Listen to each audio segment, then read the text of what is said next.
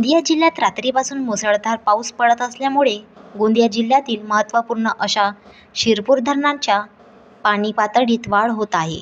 त्यामुळे धरणाचे 7 गेट 2 फूट उंचीने सुरू करण्यात आले आहेत.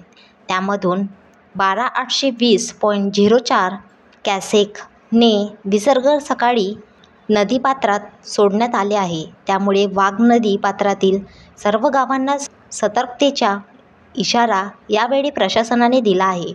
गोंदिया जिल्ह्यात रात्रीपासून मुसळधार पाऊस पडत असल्यामुळे गोंदिया जिल्ह्यातील महत्त्वपूर्ण अशा पुजारीटोला धरणाच्या पाणी पातळीत वाढ होत आहे. त्यामुळे धरणाचे 7 गेट 2 फूट उंचीने सुरू करण्यात आले आहेत.